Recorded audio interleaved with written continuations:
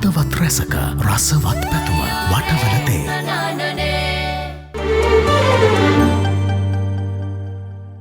Vision care විශ්වාසනීය දැක්ම සාධාරණ මිලයි විශ්වාසවන්ත සේවාවයි.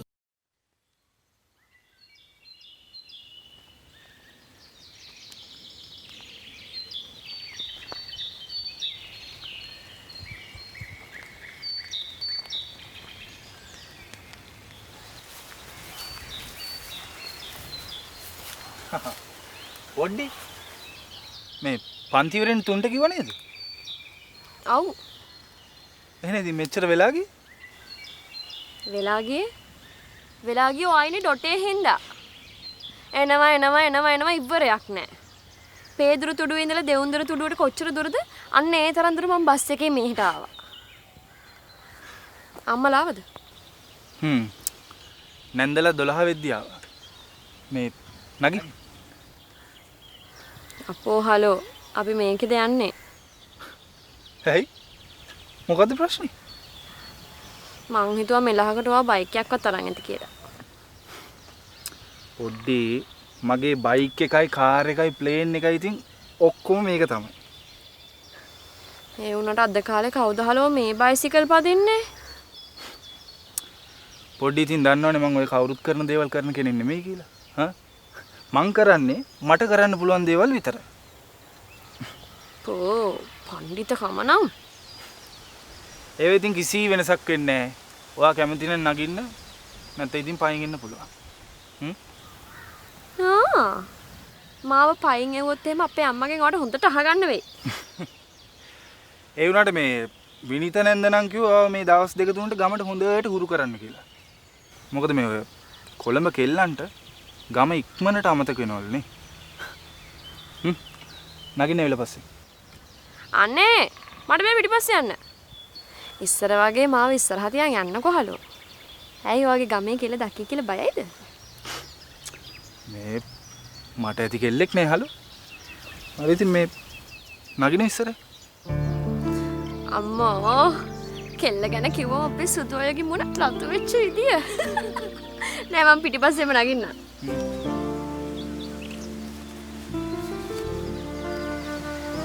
හරි.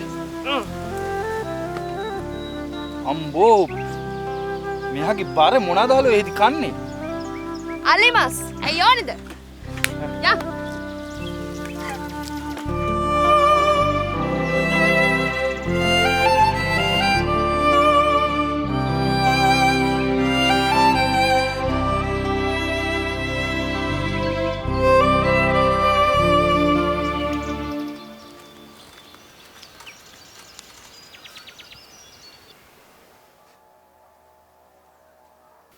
මොකෝ තනියම hina වෙන්නේ?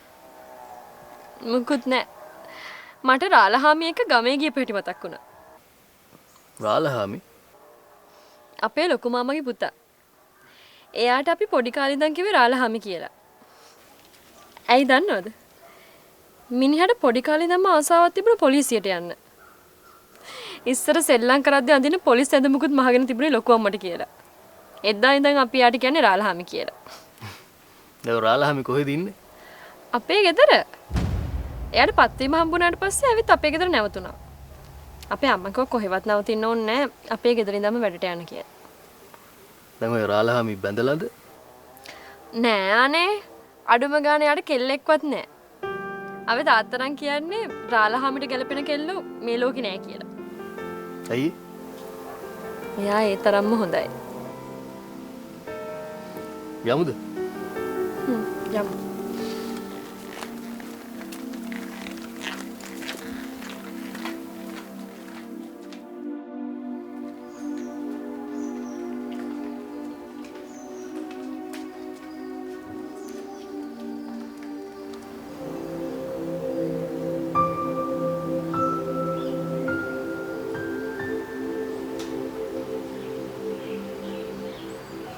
සිද්ධ වෙච්ච දේ ගැන බොහොම කනගාටුයි තිසරි.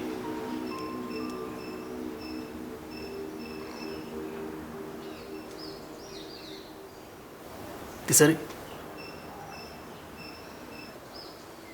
තිසරි.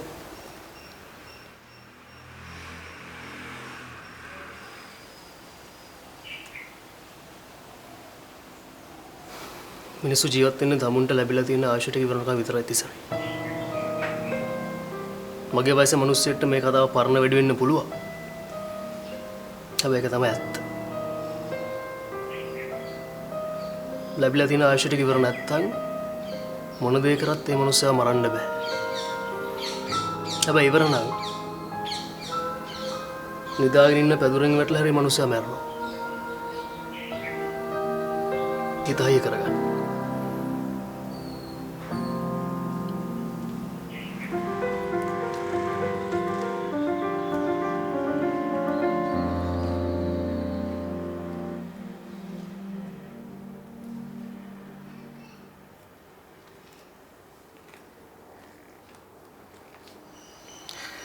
සෙන්ඩ්‍ර මහත්තයා ගෑනු ළමයාත් එක්කම ඇවිත් තියෙන්නේ. නෑ මිස්ටර් සුරේන් අපි මේ අපි කොහොමත් එන්න තමයි හිටියේ. මොනවා නැතත් දවසක් හරි දැනගෙන හිටපු මිනිස්සෙක්නේ. මහත්තයාට දුන්නු වද බන්ධනවල හැටියට මං හිතුවේ ආරාධනා කළා මහත්තයයි කියලා. මහත්තයට එන්න ඕනකම තිබුණත් මාධව මහත්තයට එන්න දෙන එකක් නැහැ කියලා මම හිතුවේ. ඇත්තටම මාධවයි කැමතුන්නේ නැහැ මම යනවට. යාට හොරෙන් ආවේ. ඒක තමයි මහත්තයෝ මනුස්සකම කියලා කියන්නේ. මහත්තයාගේ තරම් මනුස්සකම මගේ චූටි මල්ලිගේ හිතේ තිබුණේ නැහැ. ඒක නිසා වෙන්නේ තුඩ වේලාසනේ යන්න සිද්ධ වුණා.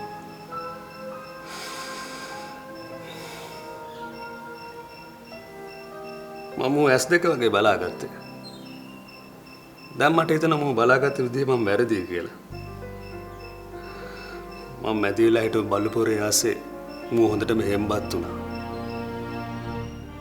උගේ පරිස්සමට මම උගේ හිතේ තිබිච්ච තෙතමනේ අයින් කළා දැම්මා. ඒකෙන් සිද්ධ වුණේ අන්තිමට ඌ මටත් වඩා හිතප්පපුවක් නැති මිනිස්සෙක් වෙච්ච එක.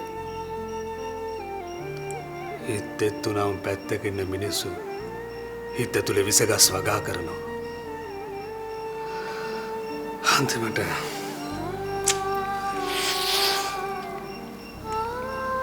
දවගෙන කතා කරලා වැඩක් නැහැ මහත්තයෝ. අපි තේ එකක් බමුද? යා තේ එකක් බමු.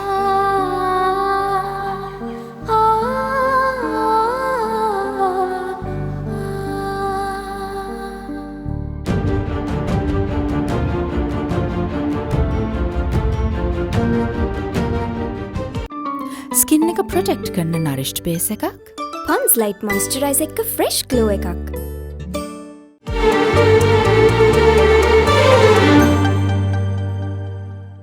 ලයිෆ් බොයි ෂැම්පූල ඇති කිරි ප්‍රෝටින් සහ මල්ටිවිටමින් හිසකෙස් මුල සිට පෝෂණය කර ශක්තිමත් කරයි.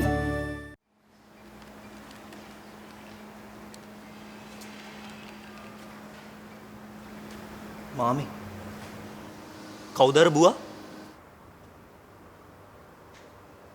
බුවා? බුවා කිව්වේ මේ අර අතන ඉන්න කොල්ලා. මට ඩයල් එක සෙට් වෙන්නේ මේ සමිත් පුතා පොඩ මෙහාට එන්නකෝ.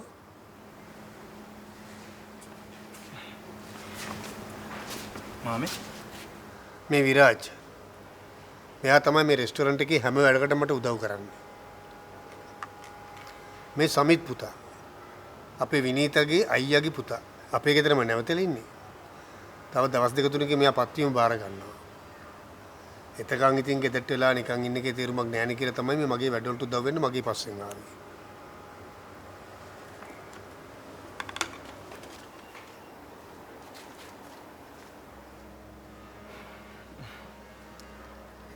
අයියා කොහෙද? මම මැදවච්චි. අප්පා ඩොටේ. මේ කලින් රෙස්ටොරන්ට් වල වැඩ කරලා තියනවද? අපෝ නේ. මෙහෙමයි අයියේ. මේ රෙස්ටොරන්ට් වල වැඩ කරනවා කියන එක ලේසි නෑ. විශේෂයෙන් කොළඹ. දැන් ඔයා හිතන්න අපේ කෑම එකක් පොඩ්ඩක් හරි සවුත් වුණා.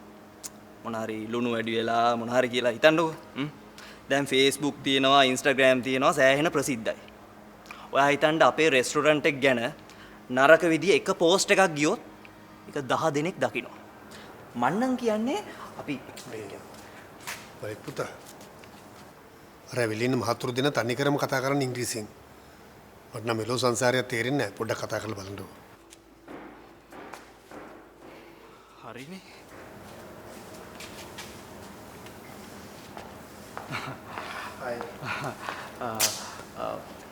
හෙලෝ විරාජ්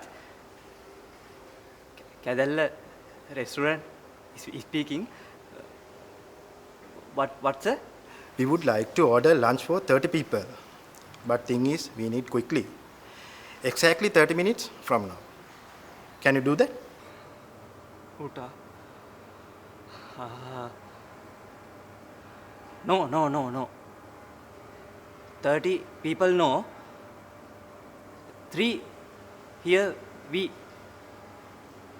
මේ මාමේ අපිට පැය භාගයකින් කෑම පාසල් 30ක් හදාගන්න පුළුවන්ද? කෑම පාර්සල් තියද්ද? ඕකත් මහා කජ්ජද පුතේ. දෙන්නකො පටස් ගාලා. Of course sir. Please have a seat. Your order will be ready in 30 minutes. Okay? Okay, thank you. Thank you.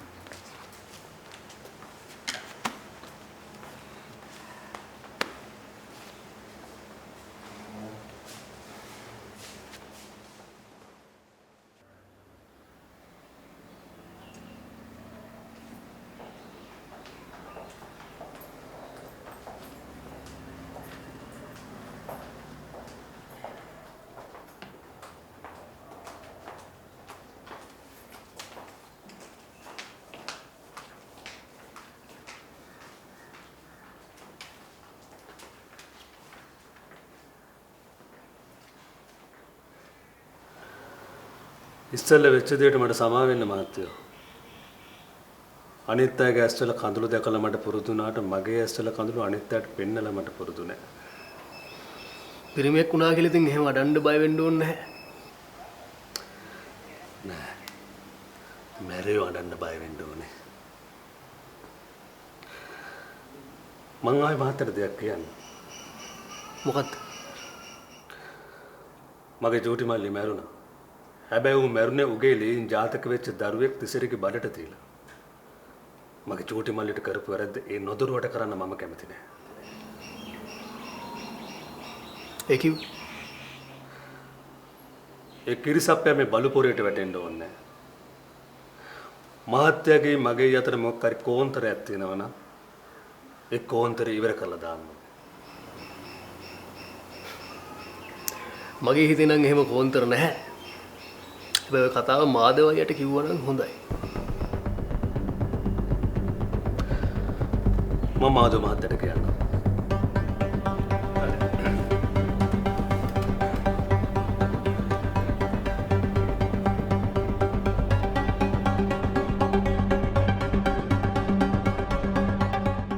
අපේ ලයිෆ් බෝයි දැන් ලයිෆ් බෝයි ඔලිව් වෙලා. කැටයක් රුපියල් 53කට.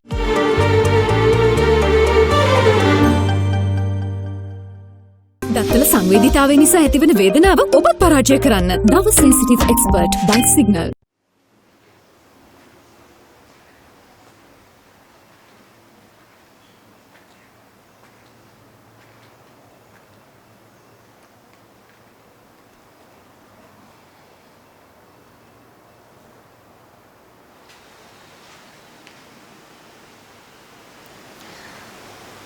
ගොඩක් දුකයිද? මනුස්සයෙක් මැරුණම හිතක් පපුවක් තියෙන කිසිම කෙනෙක් සතුටු වෙන්නේ නැහැ. ඇයි ඔය මෙහෙම පැනලා ගියේ?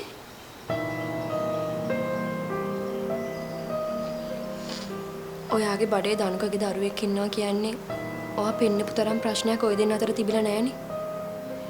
එහෙනම් ඇයි ඔයා පැනලා ගියේ? අර හුඬු ගෙදරක කාමරයක් අස්සේ හිර වෙලා ඉන්නවට වඩා ඔයාට බොහොම සන්තෝෂෙන් මිස්ටර් සුරේන්ගේ ගෙදර ඉන්න තිබුණා. ඔයා කොහොමද මෙච්චර දේවල් දන්නේ? ඔයාවේ ගෙදර තියාගෙන පරිස්සමෙන් බලාගත්තේ වෙන කවුරුත් නෙමෙයි. මගේ අයියා මලිත්. තේයනි. ඔයා මලිත් අයියාගේ නංගිද? මලිත් අයියා කියන්නේ දෙවි කෙනෙක්. මං හිතන්නේ තමන්ගේ කෙනෙක්වත් මෙච්චර උදව් කරයි කියලා. සීනයිය දන්නවද මම හංගන් හිටියේ මලිත් අයියා කියලා? සීනා එක දන්නවනම් ඔයා හිතනවද අපේ අයියට නිදහසේ ඉන්න දෙයි කියලා? ඒකත් ඇත්ත. ඒත් මට තාම හිතාගන්න බැරි කොහොමද මාධව අයියා මං හැංගිලා හිටපු තැන හොයාගත්තේ කියලා.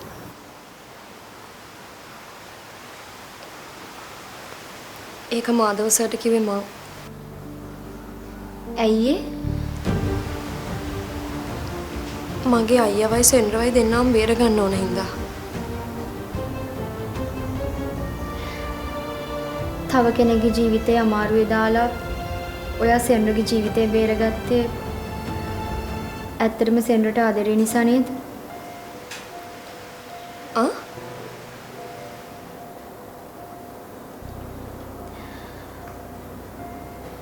ඔයා ඒ වෙලාවේ මං ගැන හිතන්නේ නැතුව සෙන්ර ගැන හිතුවේ සෙන්ර ගොඩක් වටින නිසා. ඔයා ඒකනේ මාධව අයියට මං හැංගිලා ඉන්න තැන කිව්වේ. ඒකෙන් තක්සේරුනේ ඔයා සෙන්රට ඇත්තටම ආදරේ කියන. මං එහෙම කළේ ඒ වෙලාවේ කරන්න තිබුණ හොඳම දේ ඒක හින්දා. ඔයා ඒ වෙලාවේ දේ නොකළා නම්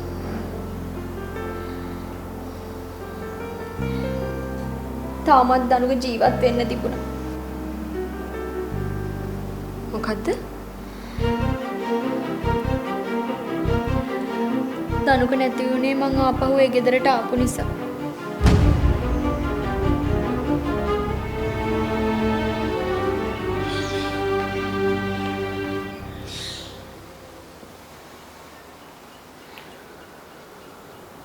නංගේ චූටි මල්ලිගේ අවසාන කටයුතු කරන සේරම ලෑස්ති.